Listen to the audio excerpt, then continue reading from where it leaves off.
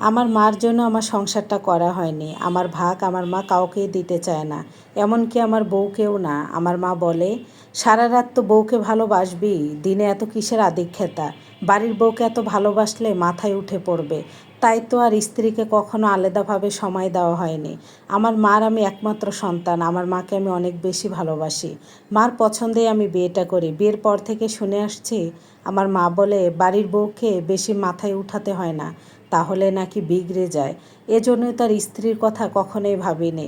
সেই দিন রিনাকে ডাকতেছিলাম ডাইনিং টেবিলে খাওয়ার জন্য। মা চিল্লিয়ে উঠে বলল, তুই জানিস না বাড়ির বউকে নিয়ে এক টেবিলে খেতে হয় না, তাহলে অমঙ্গল হবে। রিনা কাছে এসেও আর আমি কিছু বলতে পারলাম না, বললাম এমনই ডেকেছি। কিন্তু আমি অবাক হয়ে গিয়েছিলাম। আমার জন্মের পর থেকে আমি দেখতেছি আমার বাবা মা এক ডাইনিং টেবিলে খায়, তাহলে কই তখন তো কখনো অমঙ্গল হয়নি। তবে রিনার বেলায় আমি এগুলো কিছু ভেবে দেখিনি। রিনা দই খেতে অনেক পছন্দ করে। বিয়ের পরে আমাকে বলেছিল, বাজার থেকে আসার সময় একটা দইয়ের গাড়ি যাচ্ছিল।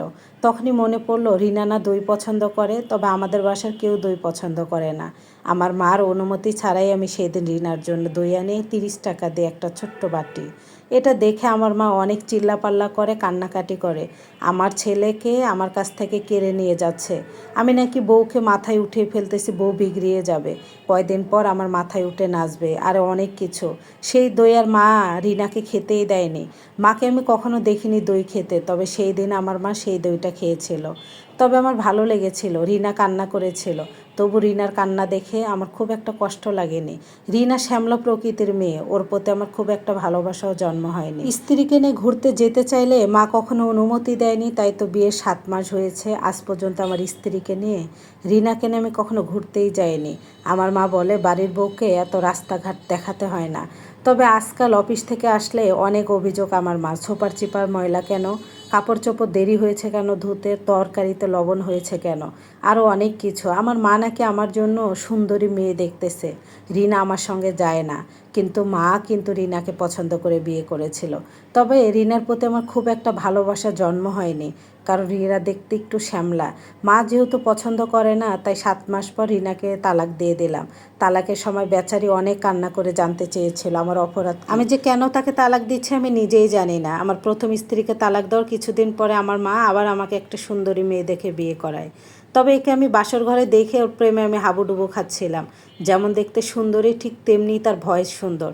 ওকে আর আমি ছাড়তে চাই না। বিয়ের পরের দিন আমরা দুইজন ডাইনিং টেবিলে খেতে বসি। এটা দেখে আমার মা বলে, স্বামী স্ত্রী বাড়ির বউ একসঙ্গে খেতে হয় না, তাহলে নাকি বাড়ির অমঙ্গল হয়। আমি সঙ্গে সঙ্গে আমার মাকে উত্তর দিয়ে দিই, তুমি আর বাবা না আমার জন্মের পর থেকে আমি দেখছি একসাথে খাচ্ছ, তাহলে তো কই অমঙ্গল হচ্ছে না।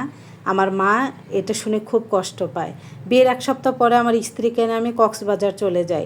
হানিমুন থেকে এসে দেখে আমার বাড়ির পরিবেশ পুরাই থমথমা। আমার মা আমার উপরে আরও ক্ষেপে যায়, কারণ আমার স্ত্রীকে আমি নিয়ে গিয়েছি। বিয়ের 2-3 মাস পর থেকে শুরু হয়েছে প্রথম স্ত্রীর মতো, এটা ভালো না, ফাতেমার চরিত্র ভালো না, ফাতেমা বিয়াদব। অফিস থেকে এসে এটাই আমাকে শুনতে হতো।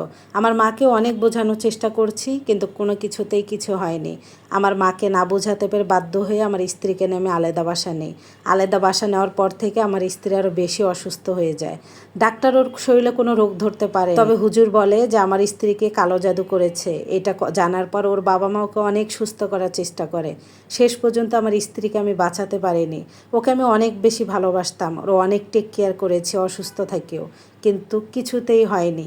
আমার জীবনে এটা ঘটে গিয়েছে 2 বছর আগে। আমার মা চায় আমি যেন আবার আরেকটা বিয়ে করি, তবে না, আমি আর বিয়ে করে কোনো ফাতেমা রিনার জীবন নষ্ট করতে চাই না। আমার দ্বিতীয়বার আমি কষ্ট পেয়েছি, কারণ আমি প্রথম স্ত্রীকে বিনা অপরাধে তালাক দিয়েছিলাম। তাই এটা একটা ভাইয়ের লাইফ স্টাইল। ধন্যবাদ সবাইকে।